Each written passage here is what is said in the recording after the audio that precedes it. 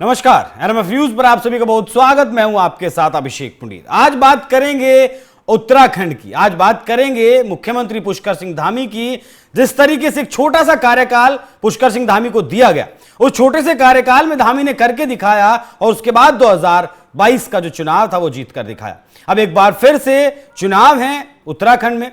सर्वे सामने आने लगे हैं। सर्वे के मुताबिक आज भी मौजूदा मुख्यमंत्री पुष्कर सिंह धामी को सबसे ज्यादा लोग मुख्यमंत्री के रूप में पसंद कर रहे हैं। और पार्टी की अगर बात करें तो एक बार फिर से बीजेपी क्लीन स्वीप करती हुई दिखाई दे रही है। क्या वो कारण है क्यों इतने मुख्यमंत्री पुष्कर सिंह धामी लोगों के बीच लोकप्रिय हैं? उन कारणों पर आज चर्चा करेंगे। मेरे साथ मौजूद हमारे वरिष्ठ सहयोगी पंकज प्रसून। सर, बहुत स्वागत आपका।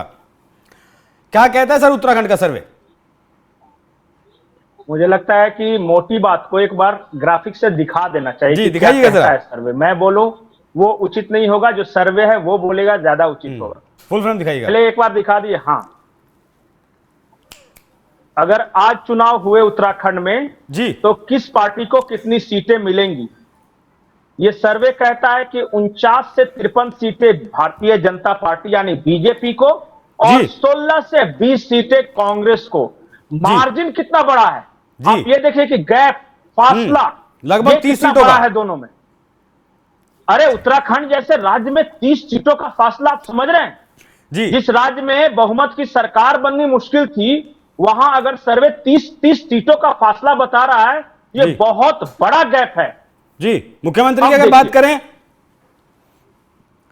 तो जी बोल सकते हैं, आप ही बोलिए। जी, पुष्कर सिंह धामी 49%, मतलब लगभग 50% लोग आज भी मुख्यमंत्री पुष्कर सिंह धामी को पसंद करते हैं। बात करें हरीश रावत की तो मात्र 16%, निशंक की अगर बात करें तो 12% और त्रिवेंद्र सिंह रावत महज 7% लोग इन्हें पसंद कर रहे हैं मुख्यमंत्री के तौर पर।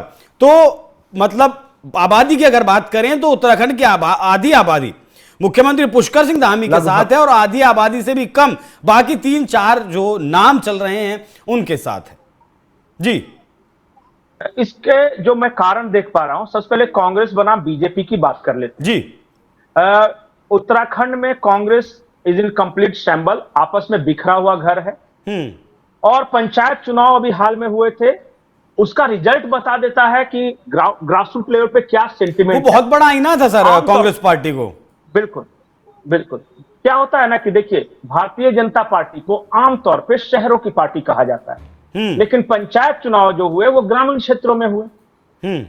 तो जो ग्रामीण क्षेत्रों में अगर बीजेपी इतना अच्छा परफॉर्म कर रही है तो ऑटोमेटिकली शहरी क्षेत्रों में और अच्छा करेगी। उसी का रिफ्लेक्शन है ये सर्वे।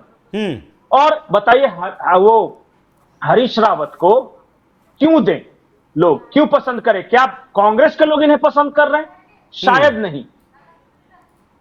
दूसरी बात है कि जो मुद्दे उठे पिछले 3-4 सालों में उत्तराखंड में, जैसे लैंड जिहाद का मुद्दा, फॉरेस्ट एरिया पे बाहर के लोगों का कब्जा, कल्चरल इन्फिल्ट्रेशन, बाहर के लोग आके उत्तराखंड की सभ्यता संस्कृति को बर्बाद करना, लॉ एंड ऑर्डर का प्रॉब्लम क्रिएट करना, ये सच में बहुत बड़ा इशू है उत्तराखंड के लिए। उत्तराखंड जैसे खूबसूरत छोटे से शांति प्रिय राज्य में अगर बड़ी संख्या में बाहर से आके लोग पता है उत्तराखंड के लोग इसके लिए कांग्रेस की सरकार को दोषी मानते हैं। उनका कहना है कि हरीश रावत के कार्यकाल में ये सबसे ज्यादा लोग आए हैं बाहर से, ये जो घुसपैठी आए हैं, बांग्लादेशी आए हैं, ये कांग्रेस ने लाया है, कांग्रेस ने लाके बसाया है अपने वोट बैंक को नर्चर करने के लिए। ये उत्तराखंडी इस बात को अच्छी तरह समझ रहा है। तो एक तरह से उत्तराखंडी नफरत करता है इन मुद्दों को लेकर कांग्रेस की सरकार से और हरीश रावत से। इतनी इस हद तक नफरत है कि सोचिए कि सिर्फ 12%, सोचिए कितना बड़ा गैप है। दूसरी बात कि उत्तराखंड में आप सोचिए कि पहली बार ऐसा हुआ कि जब से उत्तराखंड बना था ना, वहां के लोग एक डोमिसाइल नीति, एक भू कानून की मांग कर रहे थे। सारी सरकारें आई गई, ये सेंटिमेंट से जुड़ा मुद्दा है कि उत्तराखंड की जमीन उत्तराखंडी ही खरीद सके, उत्तराखंडी ही बेच सके। जी, हिमाचल प्रदेश में ये लागू है, कश्मीर में लागू है, जो 5th शेड्यूल वाले राज्यों में लागू है। उत्तराखंड में क्यों उसे ऐसा बताया? उत्तराखंड कोई धर्मशाला नहीं है कि जो छोड़े हुए थे बस वो सारे एक एक करके लूप होल्स टाइप किए हैं, सब खत्म किए हैं।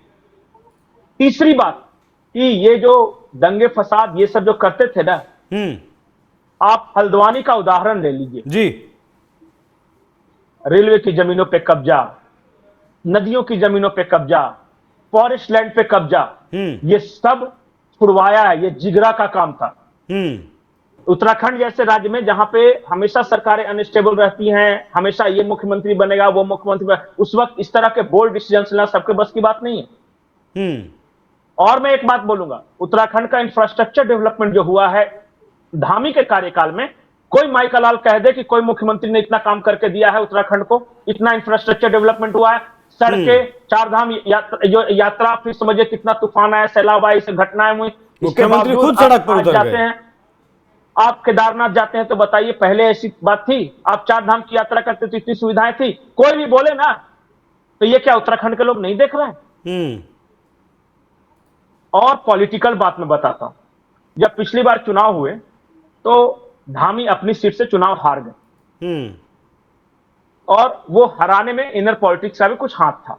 लेकिन इसके बावजूद मोदी अमित शाह की जोड़ी ने एक हारे हुए कैंडिडेट को मुख्यमंत्री बनाकर रखा। ये होता है आला कमान का कॉन्फिडेंस, बिल्कुल अपने नेता के प्रति। कभी देखा है कि जो चुनाव हार गया उसको मुख्यमंत्री बनाया? उनको पता था कि ये बंदा करेगा कुछ। उसके बाद ये चुनाव जीते और उसके बाद जो परफॉर्मेंस दिया है उत्तराखंड के, जब से उत्तराखंड बना है, जब से बना है, कोई सरकार काम के मामले में दूर दूर तक आसपास भी हो तो बता दे।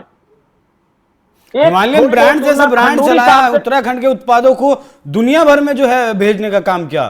बिल्कुल बिल्कुल बिल्कुल। और सबसे बड़ी बात है ना, खेल, राष्ट्रीय खेलों का आयोजन से लेके ब्रांड उत्तराखंड कई तरह से डेवलप हुआ है। मैं ये नहीं कह रहा हूं कि इस यात्रा का आखिरी पड़ाव आ गया है, अभी और कुछ नहीं करना है, लेकिन डायरेक्शन सही है। नहीं तो पूरे देश में पहला यूनिफॉर्म सिविल कोड लागू करने वाला राज्य उत्तराखंड नहीं होता है। ये होता है, जो बोलते हैं, ये होता है जिगरा किसी मुख्यमंत्री का कि मुझे जो करना है। मैं सिर्फ इस देश में एक दो मुख्यमंत्री ऐसे हैं, और मैं बार बार बोलता हूं कि उत्तराखंड छोटा राज्य है, उत्तराखंड की चर्चा देश की मीडिया में उतनी नहीं होती। नहीं तो किसी भी तरह से मैं किसी से तुलना नहीं कर रहा हूं, नहीं तो हेमंत बिश्व शर्मा, योगी आदित्यनाथ, इन सब की कैटेगरी में धामी है।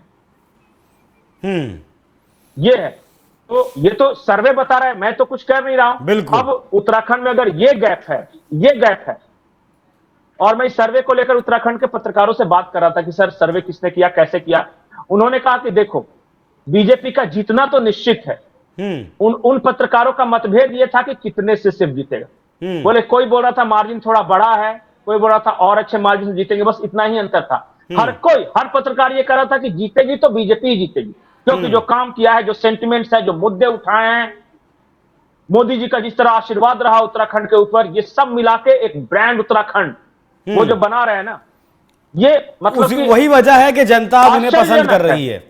वही वजह है कि 49% लोगों का मानना है कि एक बार फिर से पुष्कर सिंह धामी को ही मुख्यमंत्री बनना चाहिए। हालांकि 27 में चुनाव है, लेकिन मैं चाहता हूं कि एक बार और वो ग्राफिक्स प्लेट दिखा दे ताकि क्लियर है। जो दिखाइएगा। हालांकि 2027 में चुनाव होने वाले हैं, और उससे पहले 2025 में आज हम हैं, उसके बावजूद भी 50% लोग अगर एक मुख्यमंत्री को पसंद करते हैं तो ये उस राज्य की जनता के लिए और उस राज्य के मुख्यमंत्री के लिए अपने आप में बहुत बड़ी बात है। पंकज सर, बहुत शुक्रिया आपका, बहुत धन्यवाद इस खबर को विस्तार देने के लिए। बाकी दर्शकों, आप इस विषय पर क्या सोचते हैं, अपनी राय हमें कमेंट कर जरूर बताइएगा। नमस्कार।